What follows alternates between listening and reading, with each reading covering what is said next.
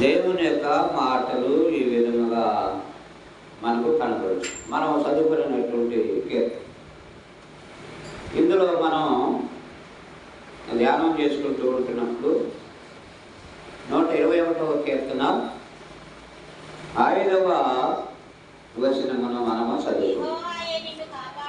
మొదటిది మనము చూస్తే యెహోవాయే నిన్ను కాపాడును, నీ కుడి ప్రక్కను యెహోవా నీకు నీడగా ఉండును, పగలు ఎండ దెబ్బైనను నీకు తగులదు, రాత్రి వెన్నెల దెబ్బైనను నీకు తగులదు, ఏ అపాయమును రాకుండా. చాలు. దేవుని సన్నిధిలో ఇక్కడ దేవుని యొక్క కృపలలో మనం చూస్తున్నప్పుడు 2 విషయాలు నేను మీకు ఈ సమయంలో జ్ఞాపకం చేస్తాను. మీరు వీటన్నిటిని కూడా చాలా జాగ్రత్తగా ఆలోచన చేయాలి. 91వ కీర్తన మొదటి వచనమును కూడా మనము చదువుకున్నాం. మహోన్నతుని చాటున నివసించదగిన వాడెవడు, సర్వశక్తుని నీడను. చాలు. కనుకనే ఇక్కడ నీడ అనుచున్నటువంటి మాట మనకు కనబడుతుంది. ఏమ్మా అందరు చెప్పండి, నీడ. కనుకనే ఇక్కడ దేవుని యొక్క నీడ మనకు ఏం కలుగు చేస్తుంది. లోకంలో చాలా నీడలు ఉన్నాయి. ఇంటి నీడ ఉన్నది, అలాగనే చెట్టు నీడ ఉన్నది, అలాగనే మనిషి యొక్క జీవితంలో ఆదరణ కొరకు మనిషిని ఆశ్రయించనటువంటి నీడ ఉంటున్నది. అదే ప్రకారముగా ఇంకా రకరకాలతో కూడినటువంటి నీడలు కొన్ని ఉన్నవి. కానీ బైబిల్లో వ్రాయబడినటువంటి నీడను బట్టి మనము ఈ సమయమున ధ్యానం చేసుకుంటూ ఉండాలి. ఈ 91వ కీర్తనలో అంటున్నాడు కదా దావీదు, మహోన్నతుని చాటున నివసించువాడు సర్వశక్తుని నీడను. కనుకనే లోకంలో ఎన్ని విధములైనటువంటి నీడలు మనకున్నా అది దేవుని నీడ ఉన్నటువంటి దానితో సమానమై ఉన్నటువంటివి కావు. అందుకనే సర్వోన్నతుని యొక్క నీడ అని చెప్పని కనబడుతుంది. నీడ, వాడ, జాడ. చెప్పండి, అందరు చెప్పండి. నీడ, వాడ, జాడ. మహోన్నతుని నీడ. అలాగనే దేవుని యొక్క సన్నిధిలో దానిని ఏమన్నారంటే సర్వశక్తుని నీడ.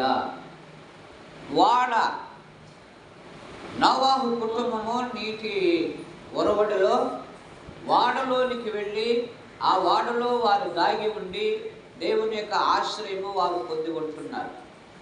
వాడ నీడలో వారు దాసపడుచూ ఉంటున్నారు, దాసపడి ఉన్నారు. కనుకనే ప్రసన్నమైనటువంటి తుఫాను వచ్చినా, వరదలు వచ్చినా, అలాగనే పెనుగాలులు వీసినప్పటికీ, భయంకరమైనటువంటి పరిస్థితులు ఎదురయ్యినప్పటికీ దేవుడు వారిని అనగా రక్షణనే వాడ నీడను నోవాహు కుటుంబం ఆశ్రయించి ఉంటున్నప్పుడు అందరూ జలప్రళయంలో నశించిపోయి ఉంటున్నారు. కానీ దేవుని యొక్క కృపలో నోవాహును, నోవాహు కుటుంబమును, నోవాహు బిడ్డలను దాసబడి అందులో ఆశీర్వాదం పొందుకొని ఉన్నట్లుగా మనకు కనపడచ్చు. అందుకనే రక్షణనే నీడలో మనము ఉంటూ ఉండాలి. మహోన్నతుని యొక్క నీడలో మనం ఉంటూ ఉండాలి. అదే సర్వశక్తుని యొక్క నీడలో మనము దాచబడుచు ఉంటూ ఉండాలి. 121వ కీర్తన 5వ వచనంలో ఏమని వ్రాయబడిందంటే, యెహోవాయే నిన్ను కాపాడువాడు. ఒకరు చదవండి, నీ కుడి ప్రక్కను యెహోవా నీకు. కనుకనే దేవుడు మనకు నీడగా ఉన్నాడు. కొంతమందిని ప్రశ్నేస్తారు, కొంతమంది అడుగుతుంటే నాకు నీడ లేదండి, నీడ పోయిందండి అంటారు. సరే, దాని అర్థం నేను లోతుగా వెళ్ళను. లోతుగా వెళ్ళిన కాడి నుంచి మనకి బాధ, వేదన వస్తుంది. నీడ కోల్పోయినండి, నీడ పోయిందండి, నాకు ఆధారం పోయింది అనేవారు లోకంలో ఉన్నారా లేదా? చాలామంది ఉన్నారు. నేనంటే భర్తనే అర్థం. ఒక భర్త పోయాడండి, నాకు నీడ పోయింది. అందుకని ఇక్కడ 121వ కీర్తన 5వ వచనంలో ఏమంటున్నాడంటే, యెహోవాయే నిన్ను కాపాడువాడు. పైన 5వ వచనం, ఇశ్రాయేలును కాపాడువాడు, కునుకడు నిద్రపోడు, యెహోవాయే నీకు. కనుకనే ఆయన నిన్ను కాపాడనై ఉంటున్నటువంటి దేవుడు. 121:5 చదివారు మీరు? చదవండి ఇప్పుడు. నీ కుడి ప్రక్కను. మరి ఆ మాట చదవకుండా కింద చదివితే ఎట్లా? అక్కడ ఏముంది? నీ కుడి ప్రక్కన యెహోవా నీకు. ఎందుకని కుడి ప్రక్క? కుడి ప్రక్క ఏదమ్మా? ఓకే, మంచిదే. వివాహం జరిగేటప్పుడు భార్యను ఏ ప్రక్కన కూర్చోబెడతారు? ఎడం ప్రక్క, కుడి ప్రక్క. ఎడం ప్రక్క కూర్చోబెడతారు. భర్త ఎక్కడ కూర్చుంటాడు? భార్యకి కుడి ప్రక్కన కూర్చుంటాడు.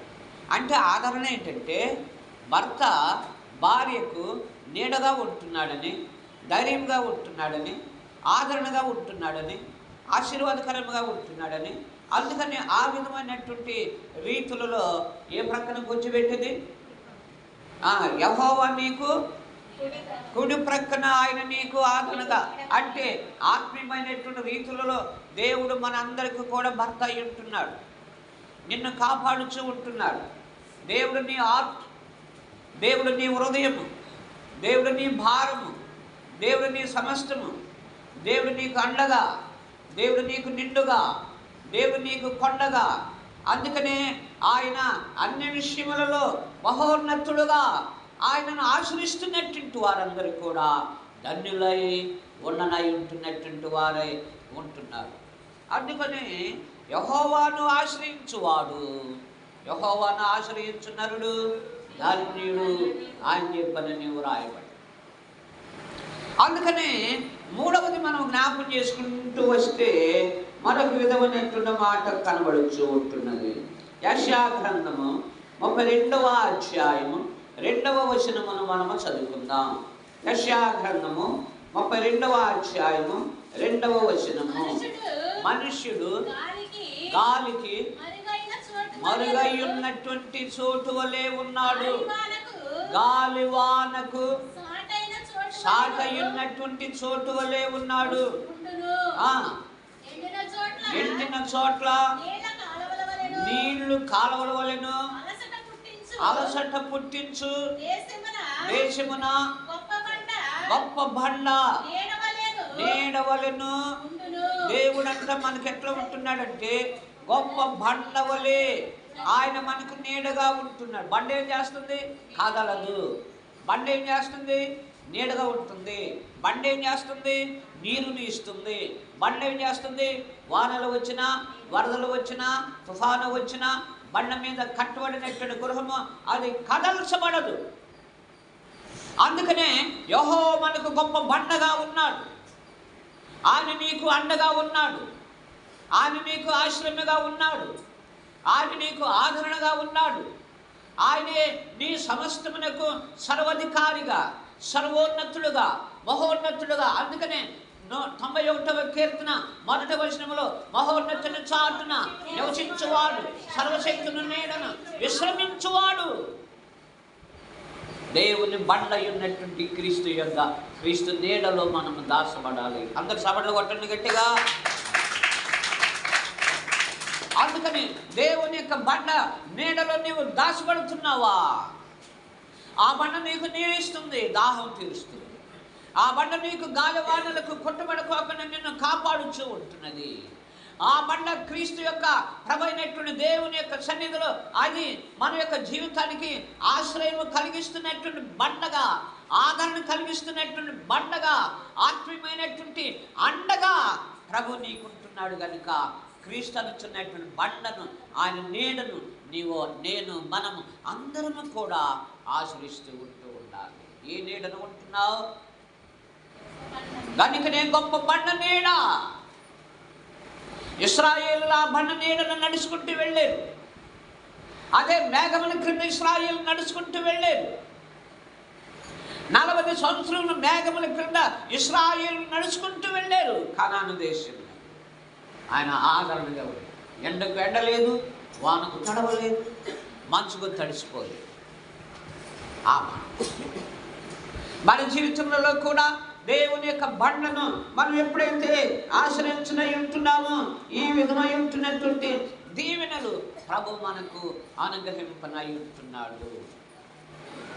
కృప వెంబడి కృపలో నన్ను ప్రేమించిన నా యేసయ్యా, నన్ను ప్రేమించిన నా యేసయ్యా, కృప వెంబడి కృపలో నన్ను ప్రేమించిన నా యేసయ్యా, నన్ను ప్రేమించిన నా యేసయ్యా.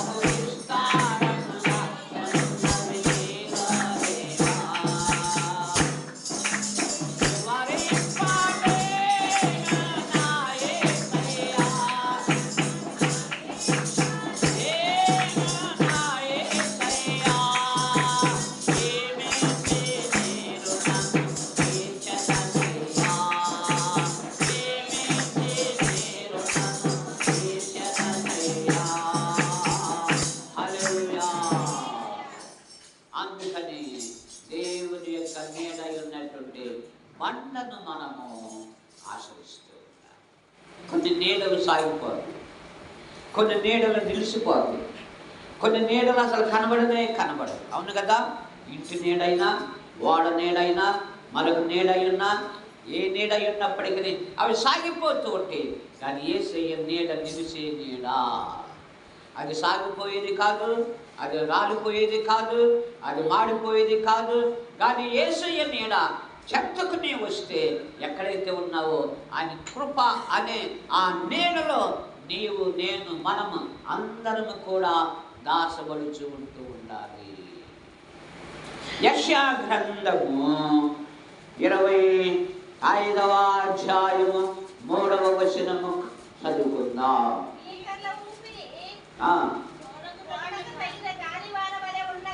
గాలివాన వలె ఉండగా నీవు పేదలకు ఎట్లా ఉన్నాడు? శరణ్యముగా ఉంటివి. మనుషులకు కలిగిన శ్రమలలో వారికి శరణ్యముగా ఉంటివి. గాలి వాన తగులకుండా ఎట్లాగునా ఆశ్రయముగాను, వెట్ట తగలకుండా. ఎలా ఉన్నాడంట దేవుడు మనకు? గాలి వాన తగలకుండా. చెప్పండి, వెట్ట తగలకుండా, గాలివాన తగలకుండా, శ్రమలు రాకుండా, దేవుని సన్నిధిలో నీవు నాకు నీడగా ఉన్నావు. ఆ దేవుని మనం విడిచిపెడితే ఎట్లా? ఆ దేవుని మనం స్తుతించకపోతే ఎట్లా? వారానికి ఒకసారి అయినా నువ్వు మందిరానికి వచ్చి ప్రభువా అందుకు నేను నీకు వందనాలు తెలియజేస్తున్నానని మనం అనకపోతే ఎట్లా? నీ బలం ఎప్పుడు ఉండదు, నీ సౌందర్యం ఎప్పుడు ఉండదు, నీ జ్ఞానం ఎప్పుడు ఉండదు, నీ సంపద ఎప్పుడు ఉండదు, నీతో రాదు. దేవుని నీడ నిన్ను ఇహలోకమైనను పరలోకమైనను ఆ నీడ నిన్నేం చేస్తుందంటే కాపాడనై ఉంటున్నట్లు. అందుకనే వెట్ట తగలకుండా, వెట్ట అంటే ఏంటి? ఎండ, వేడి, ఎండ, గాలి, వాన, ఇంకేముంది? అదే గాలి ఉంది, వాన ఉంది, వెట్ట ఉంది, ఎండ ఉంది. ఇవన్నీ తగలుకోకుండా ఆయన నీకు ఎట్లా ఉన్నాడంటే నీడగా ఉన్నాడు. కనుకనే నీవు ఒక్కొక్కసారి అనుకుంటావు నా బిడ్డలు నాకు నీడగా ఉన్నారు పర్వాలేదు, నా బిడ్డలు నాకు ఆశ్రయముగా ఉన్నారు పర్వాలేదు, నా బిడ్డలు నాకు అండగా ఉన్నారు పర్వాలేదు, నా బిడ్డలు నాకు అన్ని విషయాలలో కాపాడుతూ ఉంటున్నారు పర్వాలేదని చెప్పని నీవు అనుకోవచ్చు. కానీ ప్రభుని మించినటువంటి నీడ జాడ వాడ లోకంలో ఏది కూడా లేనే. ఆ నీడను మనందరం కూడా కలిగి ఉంటూ ఉండాలి. లోకంలో స్థిరమైన నీడలు కొన్ని ఉన్నాయి, శాశ్వతమైనటువంటి నీడలు ఉన్నవి, తాత్కాలికమైనటువంటి నీడలు ఉన్నాయి. ఒకడు చెట్టు నీడను ఆశ్రయించాడు. ఎవరైనా లోకంలో మనం జ్ఞాపకం చేసుకుంటూ వస్తే భయంకరమైనటువంటి తుఫాను వస్తుంది. తుఫాను వస్తున్నప్పుడు ఏ చెట్టు లేదు అక్కడ. ఎక్కడో ఒక చాట ఆ తుఫానికి ఆ గాలివానికి కొట్టుబడిపోకుండా ఉండాలంటే అక్కడ ఒక తుమ్మ చెట్టు ఉందంట. ఆ ఒక్క చెట్టు మాత్రమే కనబడిందంట. కానీ ఏ చెట్టు కూడా ఆ గాలి మార్గంలో కనబడలేదు. కానీ ఈ తుమ్మ చెట్టు నీడను ఆశ్రయిస్తే ఏం జరిగిందో తెలుసా? ఈ తుమ్మ చెట్టు గాలివానకు ఇటు కొట్టబడుచు అటు కొట్టబడుచు ఆ నీడను నిలబడినట్టు వారిని అటు గుచ్చుతూ ఉంటున్నది, ఇటు గుచ్చుతూ ఉంటున్నది. ఎటు తిరిగితే అటు ఆ తుమ్మ మండలతో ఇతడు గుచ్చబడుచు కొట్టబడుచు.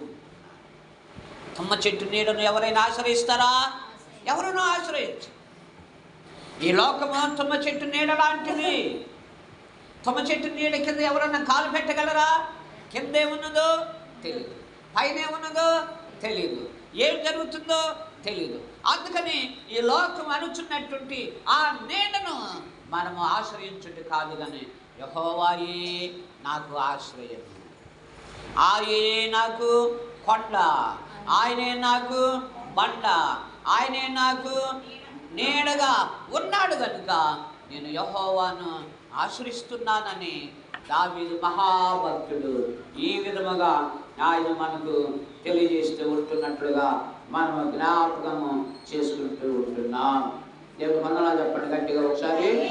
ఆదికాండము 19వ అధ్యాయము 9వ వచనమును చదువుకుందాం. ఆదికాండము 19వ అధ్యాయము 9వ వచనమును మనము చదవమ్మా. మళ్ళా మొదటి నుంచి. ఈ మనుషులు నా ఇంటి నీడకు వచ్చి ఉన్నారు కనుక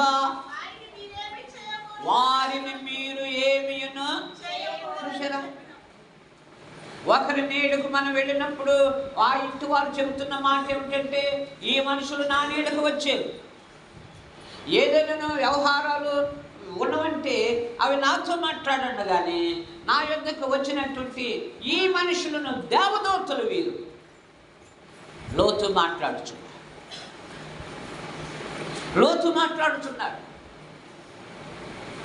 లోతును బయటకు తీసుకురావాలని దేవదూతలు లోతు ఇంటికి వస్తే ఆ లోతు ఇంటికి వచ్చినటువంటి దేవదూతలు వారు అపురూపముతో కనబడుతూ ఉంటున్నారు కనుక ఆ సొదొమ గొమొర్రా ప్రజలై ఉన్నటువంటి మూర్ఖులు లోతు ఇంటికి వెళ్ళి ఆ ఇంటికి వచ్చినటువంటి వారిని బయటకు తీసుకురా అని చెప్పాలని బలవంతము ఒత్తిడి చేస్తూ ఉంటుంటే ఇప్పుడు లోతు అంటున్నాడు కదా, ఈ మనుషులు నా నీడకు వచ్చి ఉన్నారు, జాగ్రత్త, వారిని మీరు ఏమీ చేయకూడదని కోరుచు. అందుకని మనము కూడా ఆపద వచ్చినప్పుడు గొప్పవారు ఎవరు, వారి నీడను మనం ఆశ్రయిస్తాం. ఈ ఊర్లో గొప్పవారు ఎవరు, ఫలానా వారు గొప్పవారండి, వారిని మనం ఆశ్రయిద్దాం. వారు ఏమైనా మన సమస్యకు సొల్యూషన్ చెబుతూ ఉంటారేమో, పరిష్కారం చేస్తూ ఉంటారేమో అని చెప్పి నేను అనుకుని అలాగని మనం చేస్తూ ఉంటాం. కానీ అన్నిటికంటే అందరికంటే ఉన్నతమైన వాడు, గొప్పవాడు యేసయ్య గనుక ఆయన నీడ నీవు నేను మనం, అదే సిలువ నీడ. గట్టిగా చప్పట్లు కొట్టండి. ఏ నీడను నువ్వు ఆశ్రయించాలనుకున్నాడు నాయన, సిలువ నీడకు రావాలి. చెప్పండి, ఏ నీడకు రావాలి? సిలువ నీడ. సిలువ చెంత చేరిన నాడు కాలుష్యాలను కడిగివేయు. సిలువ చెంత చేరిన నాడు కాలుష్యాలను కడిగివేయు. పాపిరావా పాపములినాచి పరిశుద్ధుడా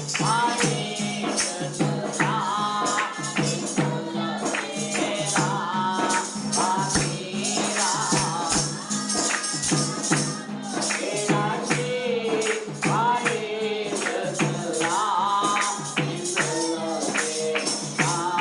ఇనాచి పరిశుద్ధుడా ఇందులోకేరా. పాపుల సాగిని అర్పించితివా, పాపుల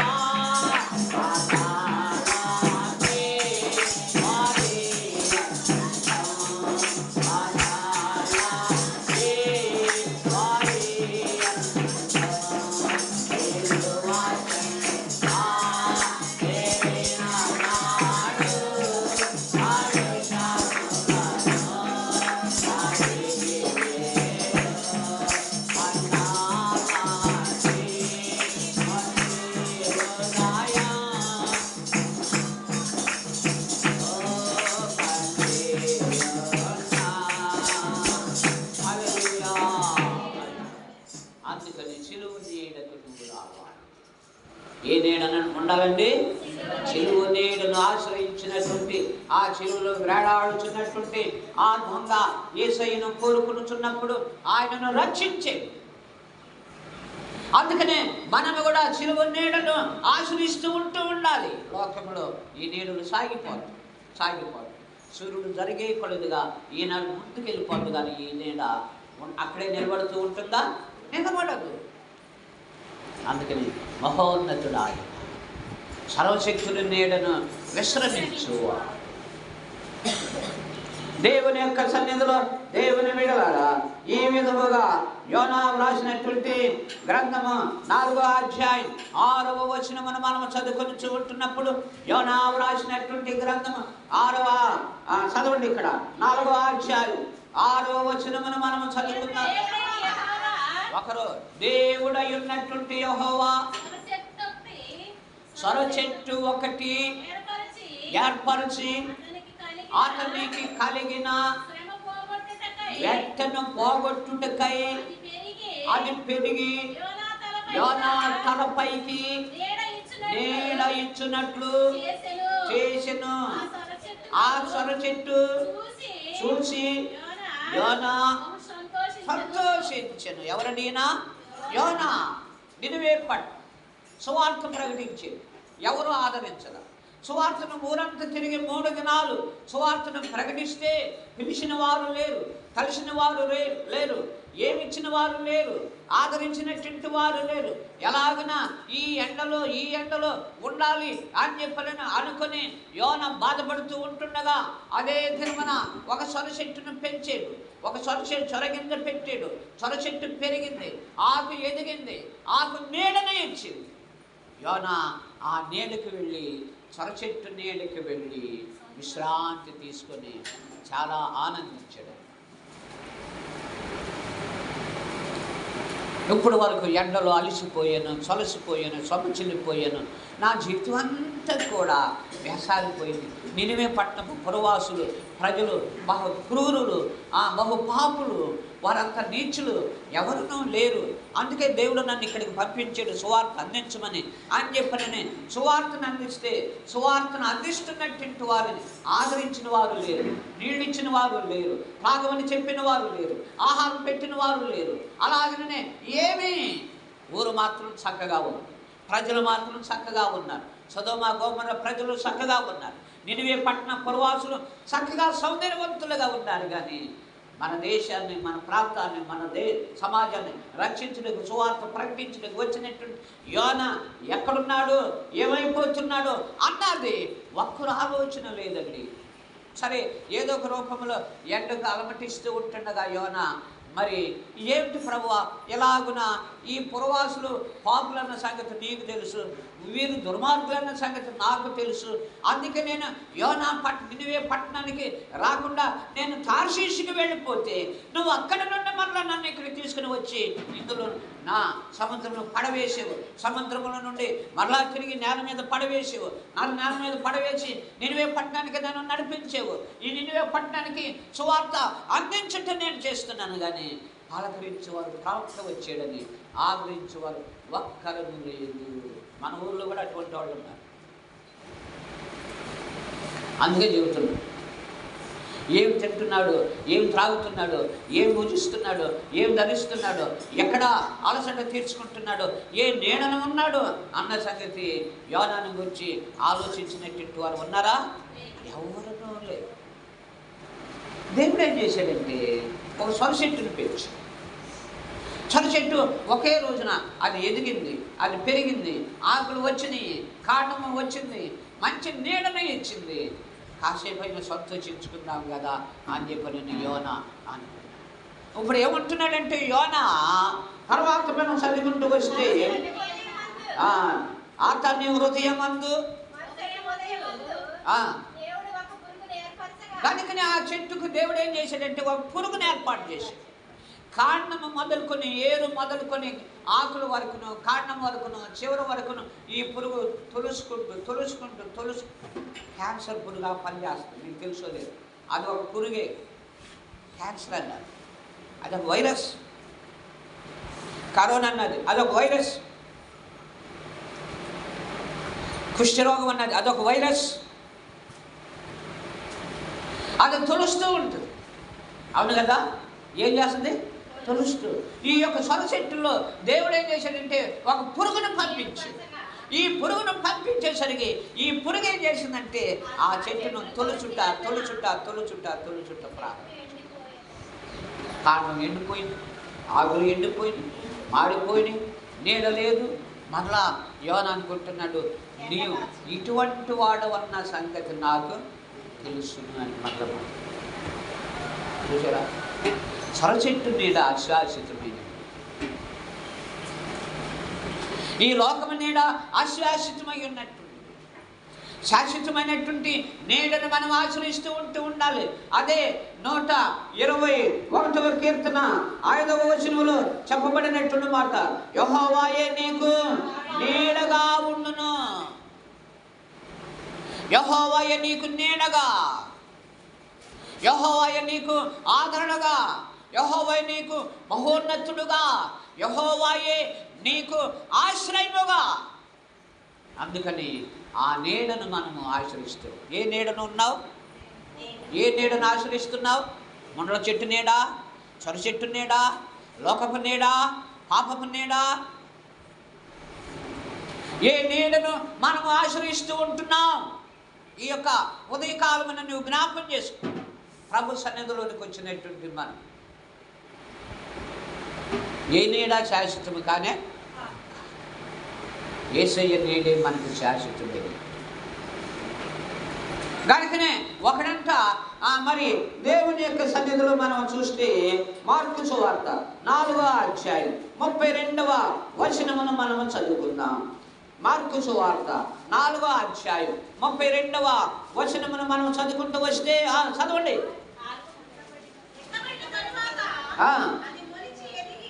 ఆవగింద విత్తబడిన తరువాత అది మొలచి ఎదిగి కూర మొక్కలన్నిటిలో పెద్దదై గొప్ప కొమ్మలు వేయును గనుక ఆకాశ పక్షులు వచ్చి దాని నీడను. ఏ చెట్టు నీడ? ఆవగింజ. మనం తాలింపులు వేసుకుని ఆవగింజ కాదు ఇది. తాలింపులు ఆవగింజలు ఎత్తరా ఏరా? ఏమ్మా ఎత్తరా? ఎప్పుడైనా చూసారా మీరు? ఇప్పుడు వెళ్ళి చూడండి సరిపోద్ది. ఆ నీడ కాదు, ఆవగింజ నీడ. అది మాడిపోదు. మాడిపోతేనే దాని టేస్ట్ తెలుసు. కానీ ఇక్కడ మనం చూస్తే ఆవగింజ చెట్టు, దానికి కొమ్మలు వచ్చినాయి, దానికి శాఖలు వచ్చినాయి, దానికి ఆకులు రెమ్మలు వచ్చినాయి, దానికి కాయలు ఇవన్నీ కూడా కాస్తూ ఉంటున్నాయి.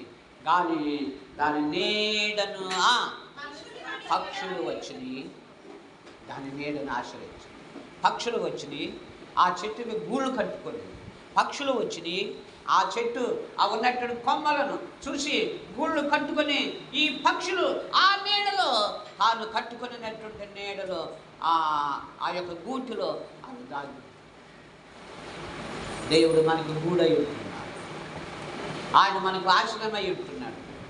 యెహోవాయే నాకు వెలుగును, యెహోవాయే నాకు రక్షణనై ఉన్నాడు. నేను ఎవరికి వెరుతును? నేను ఎవరికి భయపడుతును? మనకి ఏమి రావు. వండుకున్నావా, తిన్నావా, తొంగేవా, పడుకున్నావా? మహోన్నతుని చాటున నివసించువాడు, సర్వశక్తుల నీడను విశ్రమించువాడు. అందరూ నువ్వు ఆయన ఎందుకు రావాలి, ఆయన సన్నిధిలో నీవు ఉండాలి. ఆయన నీడ, అయ్యా మనుషుల నీడ సాగిపోతున్నటువంటి నీ నీడ, నిలుస్తున్నటువంటి నీడ. అందుకని నీ చెంతకు, నీ సిలువ చెంతకు నేను వచ్చాను.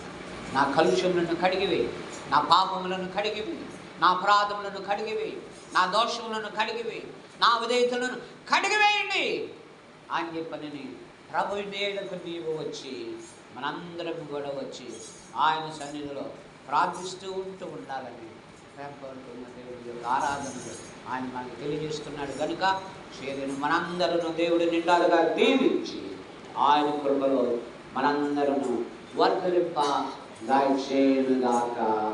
ఈ మాటలను మన వినికిడిలో దీవించి ఆశీర్వదించును గాక.